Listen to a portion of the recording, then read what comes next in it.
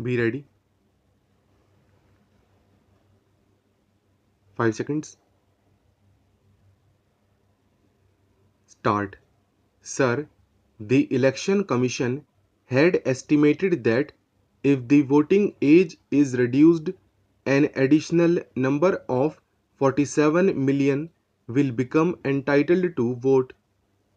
They will have to be enumerated on the basis of a door-to-door survey. The Election Commission will take necessary steps in this regard once both houses of Parliament approve the bill. With your permission, I shall now deal with the provisions of the Representation of the People Bill.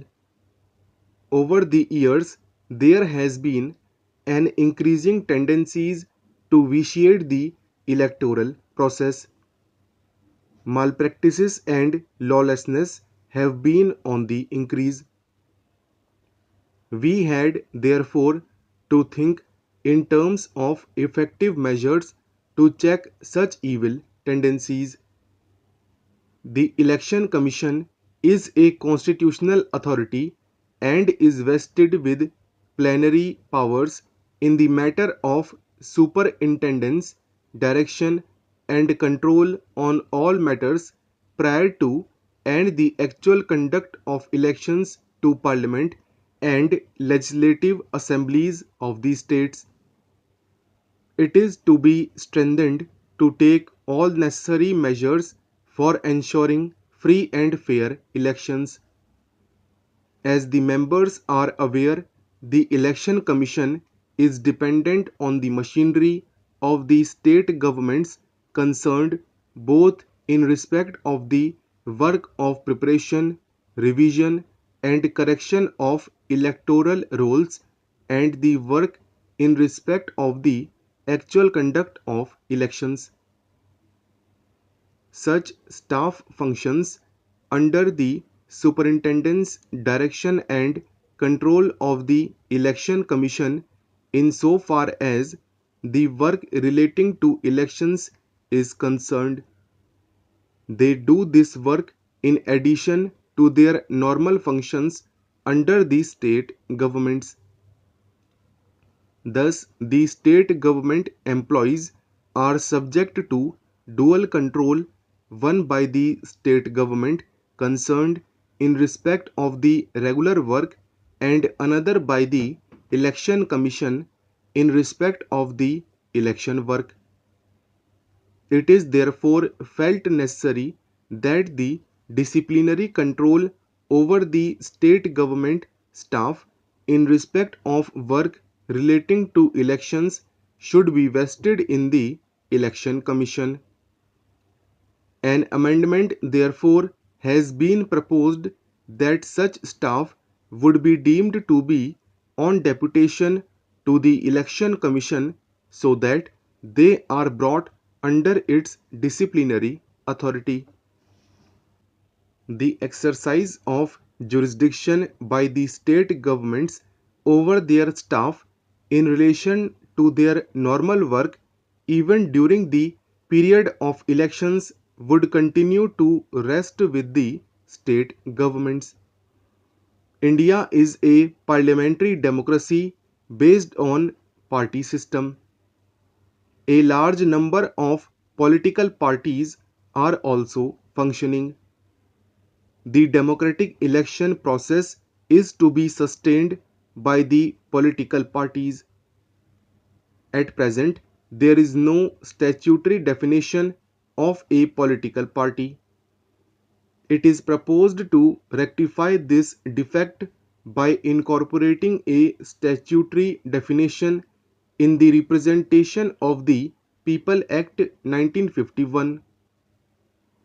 Section 8 of the Act already deals with disqualification on the ground of conviction for certain offences. In order to control the nexus between persons with criminal record and election activity and to include more offences in this section, suitable provisions have been incorporated in the bill. In this connection, I may mention that we have included conviction for certain economic and social offences also in the purview of disqualification. Offences under the recently enacted Religious Institutions Act 1988 have also been included as disqualification. Modernized tools based on latest technology are increasingly being resorted to as aids to decision making. The proposal for the introduction of electronic voting machine side by side with the existing ballot paper system should be viewed in this light. There are other advantages claimed for the electronic voting machine. It is cost reducing, easy to operate, and can act as an indirect check on rigging, ballot paper rejections, etc. Since the Representation of People Act makes a specific mention of the ballot paper system of voting, the Supreme Court has held in an election case some time ago that without a formal provision in the statute, it would not be legally permissible for the electronic voting machines to be used. The Election Commission would, however, exercise this discretion after considering the availability of machines, the standards of voters, prevalence of antisocial activities, etc. I am sure that all the members of the House will agree with me that the evil of booth capturing has to be put down with a firm hand. If it is allowed to remain unchecked, serious distortions may result apart from extreme lawlessness.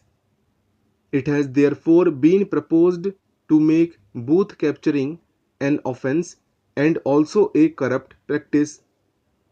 It has also been proposed that the Election Commission shall, in cases of large-scale booth capturing, countermand the election in the whole constituency in addition to ordering of repoll in particular booths. On several occasions, election meetings are disturbed by vested interests and gundas. The present fine provided for in the statute is meagre, namely a mere fine of rupees 250. It is now proposed to amend this provision to provide for a sentence of imprisonment and enhanced fine of rupees 1000. There was a proposal that delimitation of the constituencies could be undertaken afresh and the reserved seats be rotated without bringing about any change in the total number of seats.